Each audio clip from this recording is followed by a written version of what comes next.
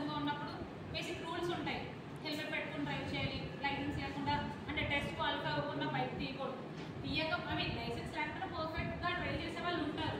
But ఒక మిమ్మల్ని ఎవరైనా ఆపినప్పుడు పొల్యూషన్ చెక్ చేస్తారు. సో బేసిక్ థింగ్స్, వెహికల్ మంచిగా మెయింటైన్ చేయడం, సొసైటీలోకి వచ్చారు అంటే ఆ రూల్స్ ఫాలో అవ్వడం, తినవేమైనా ప్యాకెట్స్ ఉన్నది తీసుకెళ్ళి డస్ట్బిన్లో వేయడం, ఇలాంటి బేసిక్ థింగ్స్ ఉంటాయన్నమాట. పక్కన మీరు మాత్రమే కాదు కదా, ఎవరికి వాళ్ళు సెల్ఫ్గా ఉండడం కాదు, ఈ సెల్ఫ్లెస్ మీరు మాత్రమే కాదు. కమింగ్ టు యువర్ ఫ్యామిలీ, మీ ఫ్రెండ్స్తో ఎట్లా ఉంటారు, ఫ్యామిలీతో కూడా అట్లానే ఉంటారా? కొంతమంది పేరెంట్స్ ఆ లిబర్టీ ఇస్తారు, అర్థం చేసుకుంటారు, అవునా కదా? కొంతమంది పేరెంట్స్ ఓపెన్ మైండెడ్ ఉంటారు. మీ పిల్లలు మీ థాట్స్ ఎట్లా ఉన్నా మీ ఫ్రెండ్స్తో వాళ్ళు కూడా మంచి ర్యాపో మెయింటైన్ చేస్తారు. బట్ కొంతమంది పేరెంట్స్ ఆ ర్యాప్ ఉండకపోవచ్చు. వాళ్ళ పేరెంట్స్ ఆ ఎన్వైర్న్మెంట్ అవ్వచ్చు, ఇంకేమైనా అవ్వచ్చు.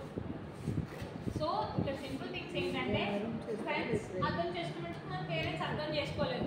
వాళ్ళకి ఏంటంటే ప్రాపర్ థింగ్ కావాలి, నా కొడుకుకి అయిపోవాలి, ఓకే మా ఫ్యామిలీలో వీళ్ళు మా అక్క వాళ్ళ పిల్లలు అన్ని వాళ్ళ పిల్లలు అయిపోయారు, వీళ్ళు కూడా జాబ్ చేసేయాలి అని చెప్తారు. బట్ మీ సెల్ఫ్ మీరు ఇంట్రెస్ట్ ప్రాపర్గా కన్వే చేస్తే వాళ్ళే మిమ్మల్ని ఎంకరేజ్ చేస్తారు. అలా చాలామంది ఉన్నారు, డైరెక్షన్ ఇంట్రెస్ట్ ఉన్నవారు.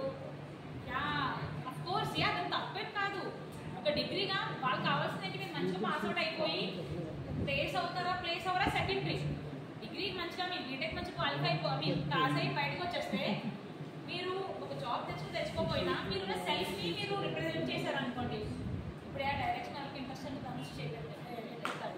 మనం ఒక షార్ట్ ఫిల్మ్లో సంథింగ్ ఏదో చేసిన క్లిక్ అయింది అనుకోండి, అవ్వట్లేదు కంపెనీ రోల్. ఐ థింక్ అది బ్యాక్గ్రౌండ్ ఏంటి లేని సినిమా నేనేం చూడలేదు, బట్ చెప్తున్నాను. అలాగా సినిమాటిక్ ఇంట్రెస్ట్ ఉండి వచ్చిన వాళ్ళే ఆ డైరెక్టర్స్ కానీ, ఆ సింగర్స్ కానీ, ఆ మ్యూజిషియన్స్ కానీ, మ్యూజిక్ డైరెక్టర్స్ కానీ, రైటర్స్ కానీ, అలా సెల్ఫ్ ఇంట్రెస్ట్ అనమాట కన్వే చేస్తే వాళ్ళు అర్థం చేసుకుంటారు. మీరు చెప్పడంలోనే ఉంటుంది.